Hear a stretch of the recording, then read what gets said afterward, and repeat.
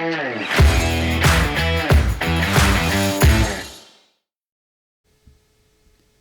everyone, welcome to the Incubator Podcast. I'm your co-host, Darren Boyd. And this is Sabir Saran. Thank you for joining us today. And we are excited to bring to you Sounil Yu. Sounil is the CISO and head of research over at Jupiter One. We are so lucky to have him, and we're looking to dive into an interesting topic. But before we get right into the thick of it, Sounil, if you wouldn't mind, please, if you can expand upon your background, prolific background that you do have, and then we'll start things from there. Sure. And thanks for having me. It's great to be on your podcast. So I'm Sounil Yu, and for those who are actually watching the video, you can actually see my history on my wall. But I used to be the chief security scientist at Bank of America for several years, where I ran into the problem that prompted me to create what we're going to be talking about, which is the cyber defense matrix. My role there was to anticipate new and emerging threats and to be able to design a security strategy based on that 18 to 24 months out. And so part of that also involved talking to lots of startups and the vendor ecosystem. And it was very hard to process all the inbounds that we get as buyers of these technologies. And it certainly doesn't help when your CEO says that you have an unlimited budget. So I got a lot of calls on a lot of inbounds trying to sell me stuff. So I spent a couple of years at Bank of America doing that. And then I left Bank of America to work in venture capital for a year. And I'll tell more about that story later, but spent a year telling entrepreneurs, hey, go solve these type of problems. And then lastly, more recently at Jupiter One, running the designing a whole security team and the security function, really largely based off the matrix as well. So my journey since Bank of America and at Bank of America really actually follows the story of the book itself, because after I left Bank of America, I tried to write the book and struggled because it was a lot of theory and not enough practice. And so my career after Bank of America was really putting it to practice. Well, we're definitely excited. I'm going to hold up the book. So the Cyber Defense Matrix, this is applicable to buyers, as you said. This is applicable to folks like Sabir and I, who we often have to position technologies, and we struggle with something similar. How do you present them? In what light do you present them? So we look forward to getting in a little bit into the kind of MECE representation of your two-dimensional matrix that's really evolves throughout the book as well, which has been fascinating to read and very helpful. But you're also a fellow, an advisor, a researcher, an author. You kind of do it all. So maybe if we can dive into the book a little bit, though. Again, this is going to be really applicable to our listeners, applicable to ourselves and others. I imagine this started, maybe not formally, but maybe informally, when you were at Bank of America and you were doing all these evaluations. Can you walk us through why this came to be? And when did you recognize the problem and start working on building what turned into this book in the first place? Yeah. So I'm sure people have had this experience before. You go talk to a vendor at an expo hall, or you take a call, whatever it is. And shortly after, maybe, I don't know, give it an hour, give it a day, and someone asks you, so tell me about that vendor that you just met. And you draw a blank because you've met 20 other vendors in between, especially when you go to an expo, when you see a bunch of vendors all at once, and just recall was hard. And there's a practice among those who there's like this memory competition, and among those who practice memorizing just crazy number of things. One of the things that they use is what they call memory palace, where they use the location of things as an anchor to remember where things are, to remember a sequence of numbers or a deck of cards. I mean, just random things that they come across. Well, the cyber defense matrix is also a mechanism, a tool that one can use to easily recall vendors you may have met, because you actually physically put them into, or at least mentally, you put them into into the cyber defense matrix and say, okay, I just met this vendor. They're in application protect. and I'm at this vendor, and they're network identify. And so I have this visual memory of where different vendors fit. Some people say I have an encyclopedic memory, and I don't actually, of security vendors. I just have a visual memory of where they fit.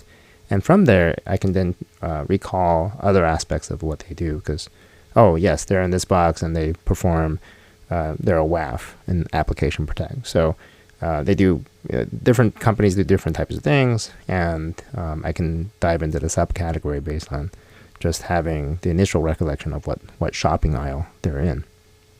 And so it provided just a simple mechanism to remember vendors. But then it also provided a mechanism to just really cut through all the BS that they throw at you so that you can actually say, okay, look, if I can only put them in one box, then let's make sure that I put them in the box that they are most competent at, what their primary capability is.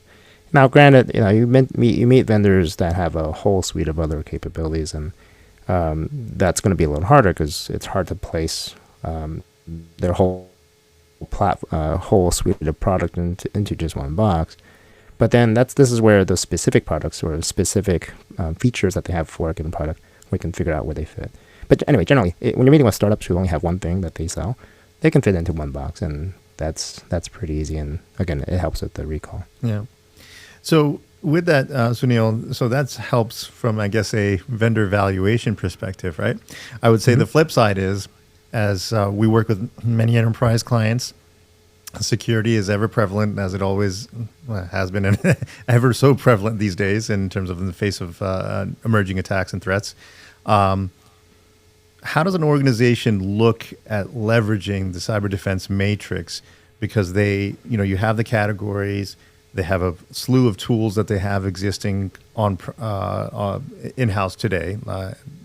No pun intended, but just what they have today to identify gaps and understanding where they actually need to be going, or to address and have kind of an overall protective stance. Yeah. So what I discovered beyond the simple use case of mapping vendors was that the matrix is a great organizational framework. It helps us organize a wide range of different types of information. Again, one of those types of information is just the vendors that you might have already purchased products in. But I discovered that I can organize other types of information, and I use a food analogy here. So if you think about these vendors that you already have in-house as ingredients in your cupboard or your pantry, well then what's the equivalent of a recipe? What's the equivalent of allergies or nutritional needs? We know what the equivalent of the grocery store is, right? You go walk into the expo hall and you see a bunch of other vendors. But can I start organizing recipes? And it turns out I could. And CIS, for example, they've already organized much of their cybersecurity controls, their critical security controls, into the cyber defense matrix. So you can think of that as a recipe. Well, then what's an allergy? Well, it turns out security tends to break things in the business. It tends to create friction. It tends to we can't implement every possible security control that we want because, well, the business just rejects these controls and they say, we can't implement this control because it wrecks our ability to do business. That's an analogy, a business constraint, a mission constraint, some sort of constraint that prohibits our ability to fully implement some security control that we want. Then what are nutritional needs? Well, those are threats.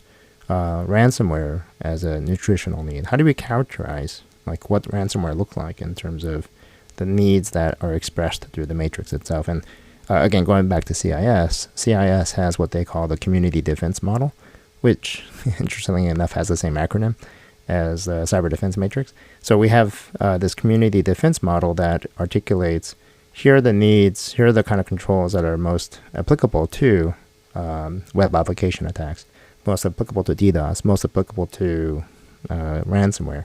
And now we have this pattern that emerges that says, here's your nutritional needs. Here are your ingredients. Here are your recipes. Here are the allergies you need to watch out for. And then you combine that with whatever is available in the market, and it provides this way to organize these very disparate pieces of information into a consistent framework. I think what would be really interesting, Sounil, is if you can dive into the framework a little bit. As you said earlier, you've got some NIST components, you've got some asset classes, you incorporate tech, process, people, etc. Can you describe what this framework is and the various ways that somebody should engage in that framework if they're just going down the path of doing something similar, which is evaluating where some of their gaps are, evaluating some new entrants into the market, and trying to make sense of the space? Maybe you could start there. Sure. Yeah. So it is a relatively simple framework that hopefully can serve as a mental model that people can carry around. So it consists of 2 dimensions. On one dimension, it's the 5 things that we do, and you can think of these as verbs. It's the 5 functions of the NIST cybersecurity framework, at least the current NIST cybersecurity framework. Identify, protect, detect, respond, recover.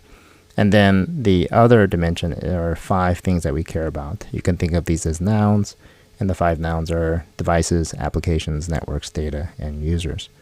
Now, undergirding this is something that I labeled a degree of dependency. And the degree of dependency shifts between people, process, and technology based on what functions we're performing. So if we're performing the function of identify, then we should depend heavily on technology, very little on people, and a decent amount of process for the function of identify. But as you go from identify to protect to detect to respond, recover, the amount of dependency we have on technology starts to fade, and our dependency on people start to increase. Throughout the whole thing, the amount of process remains the same. But it's important to recognize that our dependency on technology starts to wane as you go from left to right, as you go from identify to protect to detect, respond, recover. And that actually has very significant implications. It has implications in terms of how we think about investment, whether you're VC or as a practitioner, because we absolutely want to invest a lot in technology on the preventative side of the equation. But on the reactive side, the detect, respond, recover, we're going to need really qualified people to be able to satisfy those needs. And so this changing degree of dependency is actually pretty interesting in its own right, and has revealed some other interesting dynamics that the model has helped. Now, I should also mention one of my favorite quotes is George Box. He says, "All models are wrong, but some are useful." So this model is absolutely the wrong model for certain things. The Google Maps is extraordinarily useful, right? But if you ask me how do I get to the bathroom in an office building, Google Maps is absolutely the wrong model to use. So likewise, the cyber defense matrix is absolutely the wrong model to use for very tactical questions around, hey, should I change this configuration setting from off to on, or whatever else it might be. The cyber defense matrix is really a useful model at a much higher level. Think at the continent, maybe the country level. But as you start going down to the cities and the states and the cities and the localities, it starts getting very congested, and it starts to lose utility, and other models become much more useful at those lower level of tactical detail. Mm-hmm. So, Sounil, and just to bring it back maybe a little bit from the practitioner's view of things, right? Since you lived and breathed this stuff, Bank of America and onwards, and now, if you will, from a Jupiter One perspective, how are you seeing organizations adopt this model on a practical level? You work with CISOs on a regular basis. How are they actually espousing this as part of their strategy? Yeah, great question. So regardless of whether you're dealing at the 50,000 foot level or the 25,000 foot level or 10,000 foot level or in the office level, we're trying to communicate directions. Regardless of whether you're dealing with a 50,000 foot level, 25,000 foot level, 10,000 foot level, 1,000 foot level, we're trying to communicate risk, security risk. And we have to find the right model for each one. So, yeah, MITRE ATT&CK is a favorite model of many people, and people try to map everything to it. Well, guess what? Sometimes it just doesn't work because it doesn't operate, for example, at the strategic level. You don't want to start talking about individual TTPs of an attacker at a board level. So again, the cyber defense matrix is a useful model at this more strategic level. And so Where I have seen it most useful is when you're trying to communicate to more senior level audiences, to communicate overall strategy of your organization, overall gaps, the general direction that you want to head. So going back to my comment about layering having the food analogy earlier, what I'm trying to communicate to certain audiences, where am I today? Maybe we look at what ingredients you have today. Where do I need to be? And that could include things like your recipes and your nutritional needs. And how do I get there? And how do I get there is going to be based on what's available in the market, and how do I avoid any allergies that might be in the way. This combination of where am I today, where do I want to be, and how do I get there is fundamentally what you're trying to present to to the board level audience. But you want to present it in a simple way that doesn't get too much into the weeds and too much into the details. And that's what the cyber defense matrix actually helps us do. If you want to double click and get into a lower level detail, maybe the cyber defense matrix is not the right model. But where I've seen it used very successfully is when people are trying to communicate at a more strategic level. I have definitely seen people try to use it at a lower level, and it does work to some degree. It starts breaking down a little bit when things get very congested, so to speak, in a given box. But nonetheless, when you take what you've combined into, you take all the detail that you've put into the matrix, then you take a step back and you look at it. I mean, literally, you take the piece of paper or the picture on your screen and zoom out. Then you start seeing the bigger picture. You start seeing the forest and not get lost in the trees. That's really where the cyber defense matrix has been useful, where you see these macro patterns that emerge and you wonder, what are we doing about these gaps that we have, or have we overinvested in a particular box because we just have so many things in there? Those are the kind of questions that usually emerge through the use of the matrix. So a follow-on to that, Sounil, and given just the overall economic environment that exists out there, budgets are constrained, everybody's trying to do more with less. I think this becomes ever so important. One, of course, if you have a gap in your posture, you're going to address it, budget aside and everything like that. But by the same token, you do really want to make sure that you're evaluating that strategy.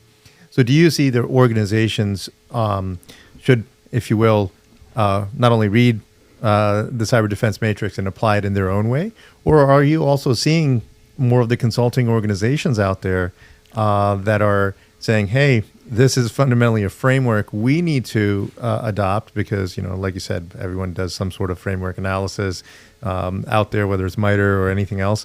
So are you seeing the adaptation of this framework of yours as the cyber defense matrix being applied in consulting and advisory back to organizations? Yeah, in fact, so a lot of consultancies for sure, and it's sort of an equivalent type of consultancy, which is MSPs, have been very much embracing this model. And I think MSPs and consultants in particular because, MSPs in particular because they're trying to communicate to an audience that may not necessarily have a lot of expertise in cybersecurity. So you're trying to communicate, again, these strategic level goals and doing it in a way that resonates easily with your audience. What I've also articulated is at the strategic level, one way to think about it is with the current economy, we can't spend endlessly. It's almost like you have a football team with a fixed number of players, 11 players, I think, whatever. And you can't just add a 12th player. You'd be penalized, right? So what do? You observe the attacker movements. You observe your opponent, and you change your defensive posture accordingly. And so the perspective that we can see in the context of, let's say, so one of the concerns that I typically get when I show the cyber defense matrix is that people would say, "Oh my God, I thought I only had to worry about these problems. Now you're showing me like 25 boxes, and you're telling me I got to cover all these? No, you can't. We're not playing blackout. We're trying to play bingo, okay? And what are the minimum set of things that you need to be able to cover to be able to declare bingo? And each person's card is slightly different, but we're not trying to mark every box. We're just trying to mark just enough to be able to defend against the latest set of things that we're trying to deal with. And if we have to reallocate resources to do that, let's move a bingo chip from one box to another box so that we can still declare bingo. That means, however, at the same time, we're taking away resources from one part of the matrix. And maybe that's, again, it's a risk management decision, but maybe that's okay given the current circumstances, that we feel like, you know what, I'm going to pull a player from the right side over to the left side because I see the offense moving that way. All right, I mean, that's maybe it's a trick play, but at the end of the day, that may be the wisest decision given the current circumstances. And to be able to articulate this sort of perspective of what are you going to deprioritize when you choose to prioritize something else. And the cyber defense matrix, again, provides that strategic view to say, look, we are doing this not without, we recognize the whole picture. We see the big picture of the entire landscape of what we're having to deal with. And we're choosing to prioritize this, and at the same time choosing to deprioritize these things. And if we deprioritize those things, and we get popped as a result of that, at least we knew what decision we were making ahead of time before we made that decision. Especially, again, with a fixed budget, we're going in eyes wide open to say, yes, we're going to leave this part uncovered because we think that the offense is moving over here. And we make the wrong decision, we make the wrong decision. But I think 9 times out of 10, if not more, that will be the right decision. That is the right decision to make. Yeah, that really speaks to the versatility of the framework, because as a consultant, I do want to fill in the boxes. And when I go to fill in the boxes, that helps define our kind of line card of offerings. And when I fill it in, I get to look at it and say, well, who's kind of the stalwarts that would be observed in this box typically? And then who's kind of the up and comer, someone that's challenging the status quo a little bit? Maybe where's the open source equivalent if a customer had an interest in there? So I look at the matrix to say, do we even have everything covered so that we can be effective consultants? And then the other thing I like about the matrix, and I haven't gone down this path enough, but there's then how mature are some of the companies or vendors or products in that box? And then, hey, if I have a box that's maybe challenging more of like when you say left and right of boom, if I look at where people typically have a heavier emphasis and we see some incumbents that are starting to really challenge maybe the people emphasis with a technology offset, maybe we place more emphasis on some of that when we're considering these vendors to go to market with. So I find it helpful for a lot of different contexts, depending on how I want to look at this. But my personal interest is, of course, fill in all the gaps. Then let's see where some of the maturity is, and then where can consolidation happen. So I think I think you're right. It's a framework that we then get to go to our customer and say, you don't necessarily, to your point earlier, have to focus on all of these boxes with equivalence, but we do want to have and speak intelligently about every single one of those boxes potentially. So I think it's a really versatile framework for folks, no matter where they sit in the spectrum of delivery or positioning or owning the operations of. So I find it helpful from that aspect. Yeah, and one of my favorite things to do with the matrix on those boxes is actually to take one of those boxes and color it black. Meaning, I don't have to worry about whatever is happening in this box because I've removed attack surfaces altogether. And how wonderful is that when we have less to have to deal with altogether? This particular view of removing attack surfaces or not having to worry about security, addressing security by removing things that don't have to be secured at all, is something that I've recently tried to think about further, and that's actually represented in something else that I created called the DIE triad. So DIE stands for distributed, immutable, ephemeral, and it turns out the more I can make my devices or applications or networks or data, I'm not sure about the users yet, but the more I can make my assets distributed, immutable, and ephemeral, the more I can actually not even have to worry about securing those types of assets. I can turn those assets and turn those boxes, the equivalent boxes in the matrix, basically just black and say, you know what, it doesn't matter. I don't need to worry about any controls here. Yeah. So Sounil, I would be remiss. We've talked about assets here, right? and we've talked about the overall NIST framework. How does Jupiter 1 apply, if you will, the cyber defense matrix structure? Because, well, I'll let you answer that question, and I'll tee it up for you, and then I'll maybe follow up with a question here. Sure. Yeah. So to answer your question from multiple angles, first of all, let me explain why I came to Jupiter 1. So as I mentioned, I was at Bank of America. My first use case was mapping vendors, and I dreamed up all these other use cases of the cyber defense matrix. But when I started to write the book, I realized, wait, I'm struggling writing this book because these were just theories. These other ones were theories and not actual practice. Well, one of the theories was, can I anticipate new and emerging companies? Can I incubate new and emerging companies from using the matrix? And I went to YL Ventures, an Israeli venture capital firm, where I just spent time talking to entrepreneurs that had no idea, and I'm feeding them ideas based off the matrix. And it worked remarkably well as a use case. So I said, okay, well, this works for different use cases. Let me see if I can now design and run a whole security program based on that.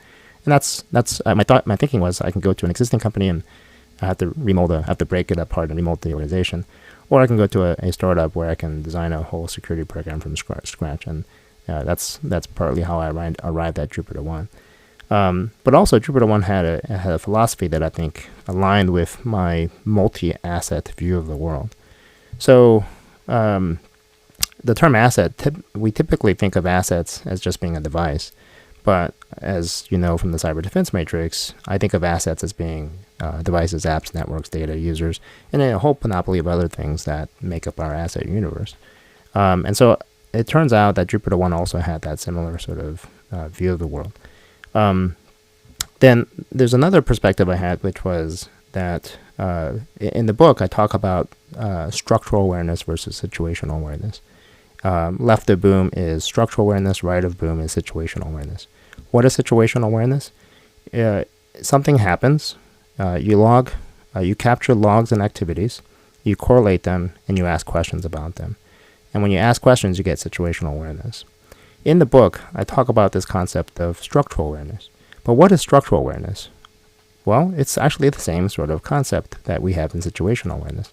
You take state information, you take your asset inventories, you take your CMDBs, you correlate it, and you ask questions about it. And then you get structural awareness. But we don't typically ask for more logs. We just say, I want more situational awareness. On the other end, though, we don't ask for structural awareness. We just say we want more visibility. And we don't do anything with it as visibility. We basically just say, I want more eyes, but we don't really process what the eyes are showing you. We don't understand. We don't gain awareness of what those sensors are providing. Furthermore, it's not just, we don't want just what our eyes process. We want to understand what our hands process, what our ears process, what our noses process, and so on and so on. And the collective set of our senses is what helps us resolve helps us resolve the world around us. If I were holding, if I held this mug, okay, and I close my eyes, my hands would tell me, my two senses would tell me I'm holding two mugs, okay, but clearly I'm not. If I open my eyes, if I open my eyes, maybe my system will tell me I'm seeing three things. Actually 4 things, because I have 2 eyes, right? And my system is telling me I have 4 mugs in front of me.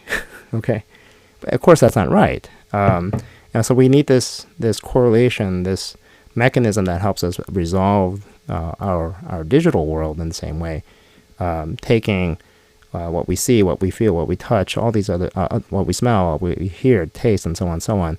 And these 5 senses that we have in our bodies, we have 5 types of asset classes as well.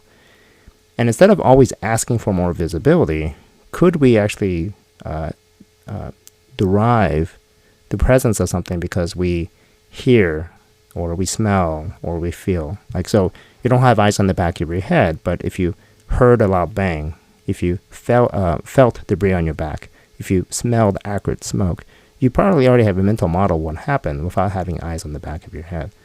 And you may then take action accordingly. But the point is that you don't need that visibility, the literal visibility in the back of your head. You already know what happened based on prior mental models of these types of events. Pretty compelling there. So what we're saying here now is that Jupiter 1 is bringing all of this together in that view, right? From Providing structural awareness. Providing structural awareness of your environment, your asset classes that are out there, and basically applying a sensory component. So now you can actually make sense of the data that is coming from these assets. Right. It's going beyond the ask for visibility and actually bringing in awareness. That's what we call unified cyber insights, bringing these insights around our environment, unifying them together. Again, we don't ask for more logs. We want more situational awareness. The means to get that is through the logs, but we don't. The logs is just the means, right? Same way, in the same comment I would make with visibility, we keep asking for more visibility, but what we really strive for is structural awareness. And if you're not taking the visibility you already have and making sense of it in this meaningful way, then trust me, you don't need more visibility. It's just more information overload. Yeah, I would say that, Sounil, generally, and you could probably share some of your perspectives here, which is that organizations, they're either heads down on the situational awareness from their, I guess, the SIM aspect, if you will, of things. And then from the structural side, maybe it's just a swivel chair effect where they have different tools looking at different things out there. So they're not getting that structural view, right? And so Jupiter 1 is collecting telemetry, I suppose, from these assets and then bringing together. And so would you say it's a correlation function to add that senses, that kind of awareness and understanding collectively? Or how should I best interpret that? Yeah, so there's two types of awareness, right? So one's based on events and activities, and the other one's based on state. So another good example would be the situational awareness is someone's walking around your house. That's situational awareness. Structural awareness is, are my doors locked? Are my windows locked? Is my alarm turned on? Right? And if someone's walking around your house, you will want to understand your state of your environment as quickly as possible. At which point, if those state parameters I just gave you are set properly, then I can relax a little bit and I don't have to sweat so hard. But if I struggle to get that state information, which is oftentimes a problem within many organizations, then I may be sweating until I have that state information at my fingertips. Other state information includes things like who owns this thing. Just that's oftentimes state information, but it's also hard to capture. And that ownership is not necessarily one that we need to know that is always available directly. It may be an indirect ownership thing. This asset is owned by this other asset. This person owns this asset, which interacts with this other asset. And from there, we can then derive ownership and other sort of things like that. Things like blast radius is structural awareness. These are all things that we, knowing what's vulnerable and being able to prioritize what's the most important structure in your environment. Those are all structural awareness type of questions that we tend to struggle with. I would also say there's the systems that we use, like the traditional relational databases work really well with streaming real-time information that comes in. However, those types of systems really suck at maintaining state. The systems that maintain state really well are like graph databases, but graph databases really suck at time series type of information. It's fascinating to see really the fact that there's these two completely disparate types of systems, one that's really well designed for events and activities, and the other one that's really well geared towards state, and they suck at the other side. So it's kind of interesting that we have these two different technologies. At some point, maybe those two technologies, some future state will have them converge in some meaningful way. But until then, we do maintain two separate systems, a SIM for the sake of the events and activities, and then some sort of state-based system that provides that structural awareness. I think that's what a lot of our customers are looking for is we have to somehow map the changes in state. We have to correlate those back to temporal conditions. We have to make all of this as close to real time as possible. We're injecting change into a system that historically we've never seen this degree before, and we have to make sense of all of this rapidly so that we can make decisions. And I think that's a wonderfully complex challenge to solve. One that I think Jupiter 1 is taking on. In that at least space. on the state side of the equation, yes. Yeah. No, we appreciate that. All right. Well, Sounil, it was a pleasure speaking with you. Learned a lot, not only about the cyber defense matrix. So for our listeners, please go out, buy a copy, read it, apply it. And for others that are struggling from our client base, as well as general listener base on understanding how to apply it, you can always reach out to Sounil. You can reach out to us. We'd be glad to answer any questions and also weave in Jupiter 1 to help you guys as needed. Again, Sounil, thank you very much. Yeah, thanks for having me. I appreciate the opportunity to share a passion project of mine. And I hope that people can find interesting ways to put it to use, ways that I hadn't thought about. And if people do find interesting use cases, definitely, please reach out to me. And I'm happy to hear you out. Wonderful. Thank you. Thank you.